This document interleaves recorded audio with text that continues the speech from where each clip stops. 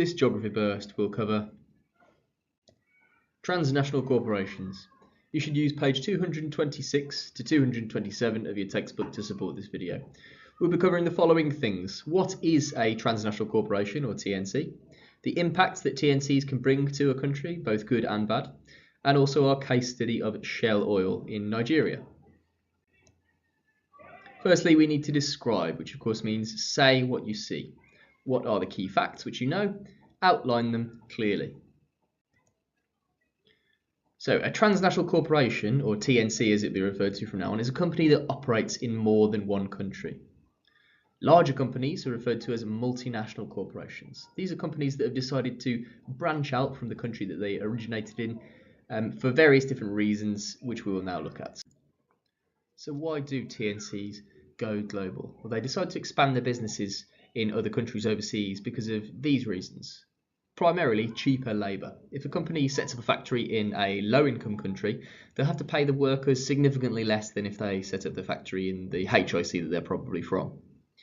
As well as this, a lot of countries have tax incentives which encourage companies to set up business there and therefore pay less money to the government, so it benefits them too. A wider market is another reason why companies decide to go overseas, more people to sell their product to or provide their services to. And finally, relaxed environmental laws. HICs, where a lot of TNCs are from, tend to have stricter controls on what you can pollute, what you can do, and how you can get rid of waste. In LICs, the rules are a lot less strictly enforced, and you may even be able to bribe the authorities so that you can get away with disposing of waste in a not so safe way.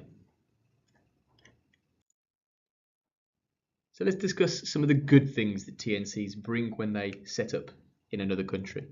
First of all, they increase employment. More people have the opportunity to get a job that they otherwise may not, and also while they're working the job they may be able to learn a valuable skill which will help their development. More money gets spent in the economy, more taxes are paid by people who are working jobs and by the companies who have to export goods.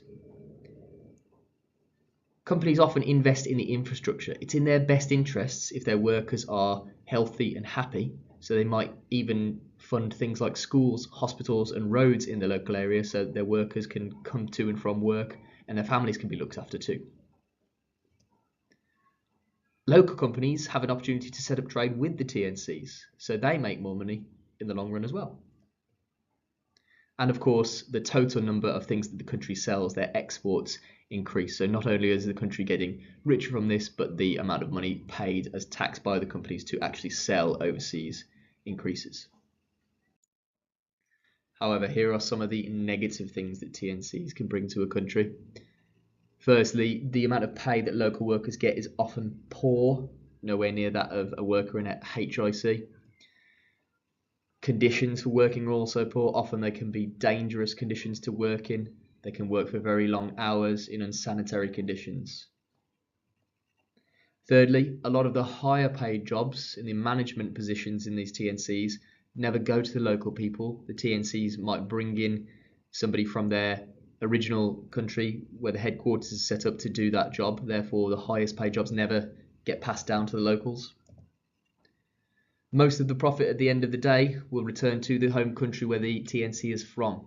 Only a fraction of it stays within the host country.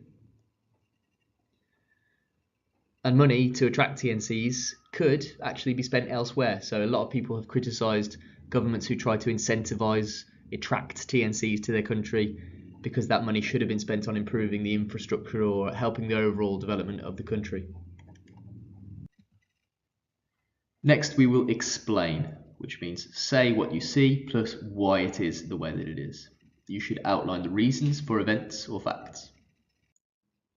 So here is our case study of a TNC in an NEE, Shell Oil in Nigeria. So Shell Oil is one of the world's biggest oil companies. You've probably heard of them as they've got many petrol stations in this country.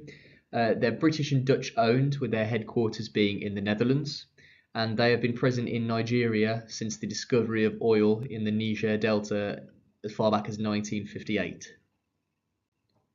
These are some of the good things that Shell has brought to Nigeria. Huge contributions in the amount of money they pay in tax to the Nigerian government, and also export revenue whenever they sell oil from Nigeria. They have to pay some money to the government for doing that. Directly employed 65,000 Nigerian people, as well as that Shell also has created 250,000 jobs, not directly employed by Shell, but in related industries.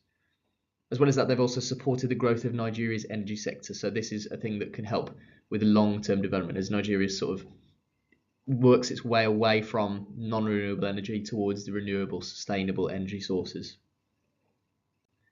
However, as with all TNCs, some negatives are brought by Shell, the biggest of which arguably is the oil spills, which has led to water pollution. The soil in the area has also been found to have high levels of oil in it, which has overall led to poor quality crops, poor quality drinking water, and it's killed a lot of fish in the Niger Delta, which has destroyed the livelihoods of a lot of people, fishermen especially. Oil flares, they naturally burn off some of the oil, some of the waste product that is created when they drill for oil. The best way to get rid of that is to burn it, and that obviously produces toxic fumes, which again is another environmental concern. And oil theft or sabotage, so deliberately destroying oil infrastructure or even stealing the oil by organised criminals or militant groups like Boko Haram, costs both Shell and the Nigerian government billions per year. Finally, we will see an example, an exam question and waggle. So we must evaluate, which means to give an intelligent opinion. What are the patterns behind the facts? Group ideas and weigh them up carefully. So here we have our practice exam question, which reads, assess the costs and benefits of TNCs in an NEE country you have studied, with 6 marks. So with a command word like assess, we need to follow that practice structure that we do in class, which is describe, explain the opposite, and evaluate. So firstly, we need to describe what a TNC is. TNCs, or transnational corporations, are companies that operate in different countries across the world. Next, we need to explain one side. So firstly, we'll look at the benefits. On one hand, TNCs could have a positive impact. For example, in Nigeria, Shell Oil provides a source of employment for 65,000 people directly in the country, and a chance for these workers to learn skills. As well as this, Shell has also supported the growth of Nigeria's energy sector, which will help the long-term development of the country. Now we need to explain the opposite. So we've looked at the benefits, let's talk about the costs.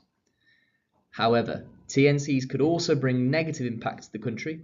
Shell Oil in the past have been responsible for causing water pollution, which not only affects drinking water, but kills fish. They also bring trouble economically, as oil theft costs the government billions of dollars every year. And the final part of our structure is to evaluate, so to overall say which of the two, explain or explain opposite, holds more weight.